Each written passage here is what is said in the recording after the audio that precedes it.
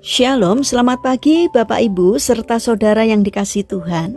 Kiranya berkat, damai sejahtera dan sukacita dari Tuhan Yesus Kristus senantiasa menyertai kita sekalian. Sebelum kita mendengarkan firman Tuhan dan renungan, marilah kita berdoa.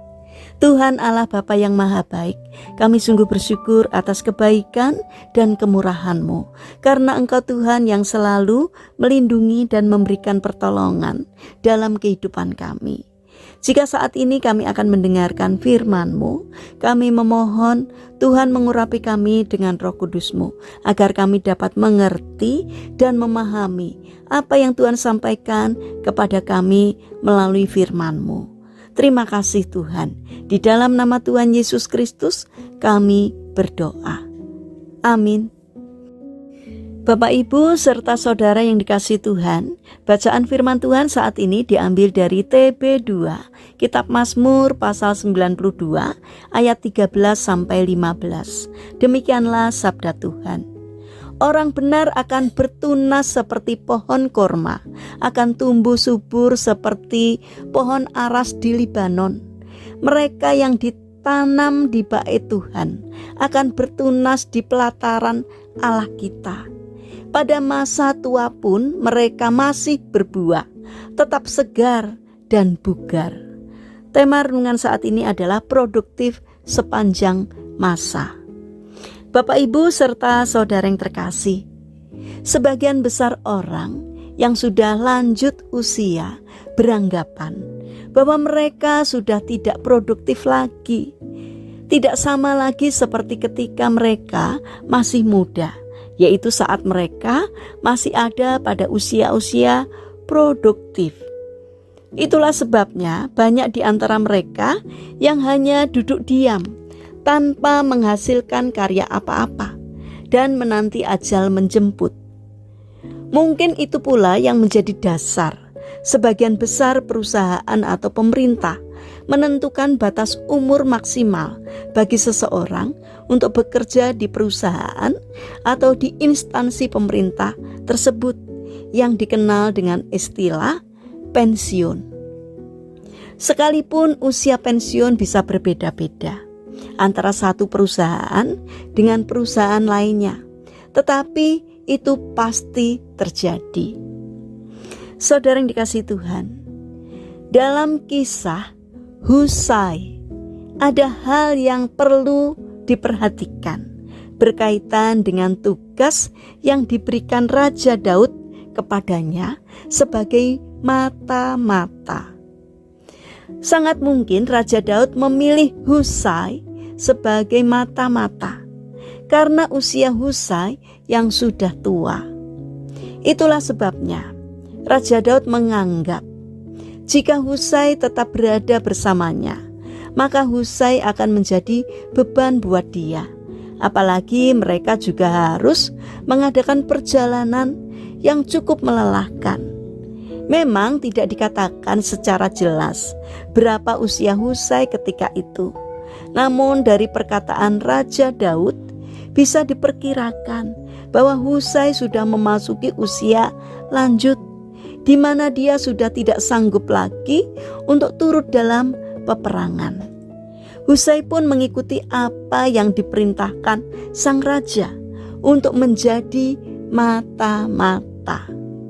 Meskipun sudah tidak muda lagi, namun Husai tetap menunjukkan kepiawaiannya dalam menjalankan tugasnya sebagai mata-mata raja.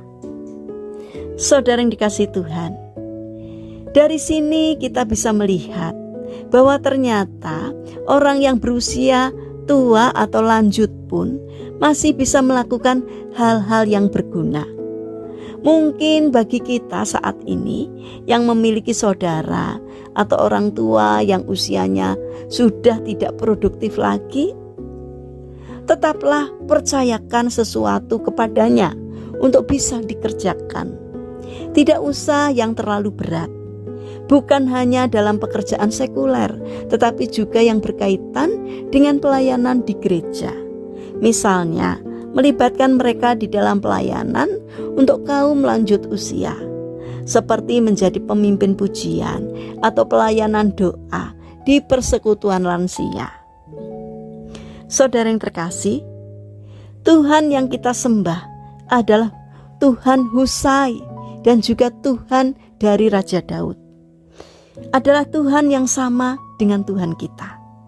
Karena itu, kita bisa meminta kepadanya agar kita tetap produktif di usia lanjut sebagaimana Husai. Ingat, usia senja atau lanjut bukanlah akhir dari segalanya. Jangan kita menjadi pasif karenanya. Selama kita masih diberikan nafas oleh Tuhan, manfaatkanlah tubuh dan jiwa kita untuk melakukan hal-hal yang bermanfaat.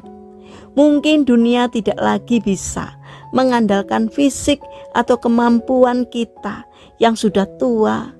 Namun ingat bahwa Tuhan masih mau memakai kita untuk terus melayaninya sebagai tiang doa bagi keluarga hingga kita benar-benar sudah tidak bernapas lagi. Kalau Husai bisa, mengapa kita tidak? Mari kita bangun karakter rajin dan tekun sehingga kita menjadi orang-orang yang berguna di usia berapapun, sehingga kita pun dapat memberkati orang lain. Mari kita berdoa. Tuhan Yesus yang baik, pakailah hidup kami ini sesuai dengan kehendak-Mu, ya Tuhan. Jauhkan kami dari kemalasan, supaya kami menjadi anak-anak-Mu yang tetap produktif, sehingga kami dapat menjadi berkat bagi keluarga dan juga bagi orang-orang di sekitar kami. Kami mendoakan bagi mereka yang mengalami permasalahan dan kesulitan hidup, kiranya Tuhan berkenan hadir untuk menolong dan memberkati mereka. Bagi mereka yang sakit atau lemah fisik, kami mohon belas kasih dan kemurahan-Mu. Kiranya Tuhan berkenan untuk menjamah dan memberikan kesembuhan. Kami ingin serahkan juga untuk aktivitas kami sepanjang hari ini ke dalam tangan Tuhan. Kami mohon Tuhan menyertai, Tuhan memberi hikmat, sehingga apapun yang boleh kami kerjakan hari ini boleh mendatangkan berkat. Tidak hanya bagi diri kami, tapi bagi setiap orang yang boleh kami jumpai sepanjang hari ini. Terima kasih Tuhan, kami percaya bahwa Tuhan akan menolong kami. Dalam nama Tuhan Yesus Kristus, kami berdoa. Amin.